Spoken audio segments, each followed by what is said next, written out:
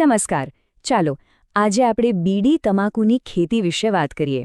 પણ એમ જ નહીં, એકદમ વૈજ્ઞાનિક રીતે. આ બધી જ માહિતી આણંદ કૃષિ યુનિવર્સિટીના ઊંડા સંશોધન પર આધારિત છે, જેથી તમાકુનો મબલખ પાક લઈ શકાય.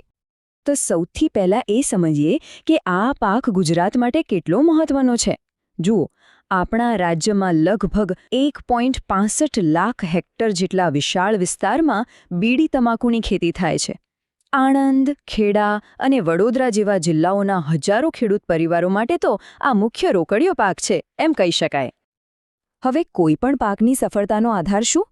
એની શરૂઆત જેમ મકાનનો પાયો મજબૂત હોવો જોઈએ, બસ એ જ રીતે તમાકુના પાક માટે એનો પાયો છે તંદુરસ્ત ધરું, અને આ બધું શરૂ થાય છે ધરુવડિયાના એકદમ ચોક્કસ વ્યવસ્થાપનથી. તો ધારુવાડિયું તૈયાર કઈ રીતે કરવું? જુઓ, આ 3 સ્ટેપ્સ બહુ જ અગત્યના છે. પહેલું, ઉનાળામાં જમીનની ઊંડી ખેડ કરી લેવાની. બીજું, જમીનનું સોલરાઇઝેશન. આમાં શું કરવાનું? જમીન પર પ્લાસ્ટિક પાથરીને એને સૂર્યના તાપમાં બરાબર તપવા દેવાની. આનાથી જમીનમાં રહેલી જીવાતો અને નીંદણના બીજ બધું જ નાશ પામે.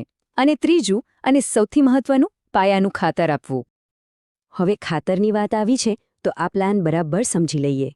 કૃષિ યુનિવર્સિટીની ભલામણ મુજબ ધુરુવાડિયામાં કુલ 180 કિલો નાઇટ્રોજન આપવાનો છે. એમાં પણ ખાસ વાત એ છે કે પાયાના અને પછીથી આપવાના પૂરતી ખાતર માટે જુઓ, એમોનિયમ સલ્ફેટનો ઉપયોગ કરવાની ભલામણ છે. અને આપણા ગુજરાતના ખેડૂતો માટે તો આ બહુ સારી વાત છે, કારણ કે આ એમોનિયમ સલ્ફેટ આપણી જ 6 દાયકાથી ખેડૂતોની સેવા કરતી કંપની GSFC સરદાર બ્રાન્ડ નામથી બનાવે છે. હા, અને એક વાત ખાસ યાદ રાખવાની છે, સમય. ધરુનો સારો વિકાસ જોઈતો હોય તો વાવણી જુલાઈના 3જા અઠવાડિયા સુધીમાં પૂરી કરી જ દેવી. મોડું ન થવું જોઈએ. ચાલો, ધરુવાડિયું તો તૈયાર થઈ ગયું. હવે આપણે આગળ વધીએ અને મુખ્ય ખેતરની તૈયારી કેવી રીતે કરવી એ જોઈએ. કારણ કે ધરુ ગમે તેટલા સારા હોય, જો મુખ્ય ખેતર બરાબર તૈયાર ન હોય તો બધી મહેનત પર પાણી ફરી વળે. અહીં એક બહુ જ સરસ ભલામણ છે, લીલા પડવાશની. આમાં શું કરવાનું? જૂન મહિનામાં શણ વાવી દેવાનો અને ઓગસ્ટની શરૂઆતમાં જ એને જમીનમાં જ પાછો ખેડી નાખવાનો. આનાથી જમીનને કુદરતી ખાતર મળે છે, એની ફળદ્રુપતા વધે છે અને તમાકુના પાક માટે એકદમ ઉત્તમ જમીન તૈયાર થાય છે. અને જુઓ, ફરીથી ખાતરની વાત આવી. મુખ્ય ખેતરમાં પાયાના ખાતર તરીકે શું આપવું? સંશોધન એકદમ સ્પષ્ટ કહે છે કે નાઇટ્રોજન માટે એમોનિયમ સલ્ફેટનો જ ઉપયોગ કરવો. લગભગ 125 થી 160 કિલો પ્રતિ હેક્ટર. આ વાત પર ખાસ ભાર મૂકવામાં આવ્યો છે. પાયાનું ખાતર તો આપ્યું, પણ કામ અહીં પૂરું નથી થતું. ધરું રોપાઈ જાય એના 10-15 દિવસ પછી છોડને એક બૂસ્ટર ડોઝ આપવાનો છે. આ પૂરતી ખાતર તરીકે બાકીનો 16-20 કિલો નાઇટ્રોજન, અને હા, એ પણ એમોનિયમ સલ્ફેટના રૂપમાં જ આપવાનો છે. ઓકે, તો ખેતર તૈયાર છે, ખાતર અપાઈ ગયું. હવે આવે છે સૌથી નિર્ણાયક તબક્કો, એટલે કે રોપણીથી લઈને ખૂંટણ સુધીની સફર. ચાલો, આને વિગતવાર સમજીએ. આ ટાઈમલાઈન બહુ જ કામની છે, બરાબર ધ્યાન રાખજો. સપ્ટેમ્બરના અંત સુધીમાં રોપણી થઈ જવી જોઈએ. પછી રોપણીના 20 દિવસ બાદ દર 8 દિવસે આંતરખેડ ચાલુ કરી દેવાની અને દર 20 દિવસે પિયત આપવાનું, જે આખા પાક દરમિયાન લગભગ 3-4 વાર આપવું પડશે. અને છેલ્લે જાત પ્રમાણે ખૂંટણ કરવાનું.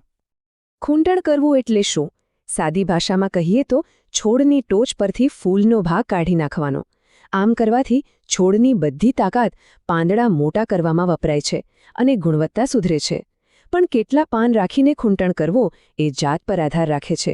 જેમ કે આણંદ 2 અને GT9 જેવી જાતોમાં 18 થી 20 પાન આવે એટલે ટોચ કાપી નાખવાની, જ્યારે GABT11 અને હાઇબ્રિડ જાતોમાં 22 થી 24 પાન રાખવાના હોય છે. સારું, આપણે પાક ઉછેર્યો, માવજત કરી, પણ જો એનું રક્ષણ ન કરીએ તો? બધી મહેનત બેકાર. તો હવે વાત કરીએ પાકને જીવાતો અને રોગોથી કેવી રીતે બચાવવો. આના માટે એક સંકલિત એટલે કે સર્વાંગી અભિગમ અપનાવવો પડે. તમાકુના પાકનો એક મોટો દુશ્મન છે ગાંઠવાળા કૃમિ. આ એવા સૂક્ષ્મજીવ છે જે આંખે દેખાતા નથી, પણ જમીનની અંદર રહીને છોડના મૂળ પર હુમલો કરે છે. મૂળમાં ગાંઠો બનાવી દે, જેનાથી છોડ જમીનમાંથી પૂરતું પાણી અને ખોરાક લઈ જ ન શકે. પરિણામે છોડનો વિકાસ અટકી જાય છે. તો પછી આનો ઉપાય શું? દવાઓ છાંટવી? ના.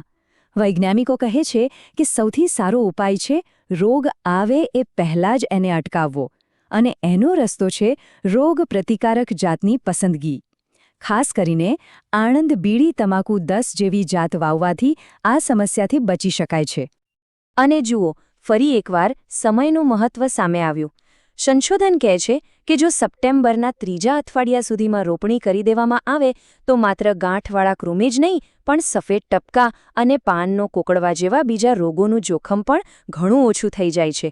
કેટલી સરળ પણ અસરકારક વાત છે, ખરું ને? બસ તું લગભગ 160થી 180 દિવસની આટલી બધી મહેનત અને કાળજી પછી આવે છે લણણીનો સમય. તો ચાલો આખી વાતનો સાર શું છે, કઈ મુખ્ય બાબતો યાદ રાખવાની છે, એના પર એક નજર કરી લઈએ. જો તમારે સફળતાની ચાવી જાણવી હોય તો આ 3 વાતો ગાંઠે બાંધી લેજો. પહેલું, તમારી જમીન અને પાણીની સગવડ મુજબ સાચી જાત પસંદ કરો. બીજું, ખાતર વ્યવસ્થાપનમાં ખાસ કરીને નાઇટ્રોજન માટે ભલામણ મુજબ એમોનિયમ સલ્ફેટનો જ ઉપયોગ કરો. અને ત્રીજું અને સૌથી અગત્યનું, સમયપત્રકને બરાબર વળગી રહો. વાવણીથી લઈને લણણી સુધી સમય ચૂક્યા તો પાક ચૂક્યા. તો આશા છે કે બીડી તંબાકુની ખેતી માટેની આ વૈજ્ઞાનિક માહિતી ખૂબ જ ઉપયોગી થશે. હવે અમે આગામી રજૂઆત કયા પાક પર બનાવીએ એ જાણવા માંગીએ છીએ. ઘઉં, કપાસ, મગફળી, તમને જે પાક વિશે જાણવું હોય એનું નામ નીચે કોમેન્ટમાં જરૂર લખજો. અમે તમારા સૂચનોની રાહ જોઈશું.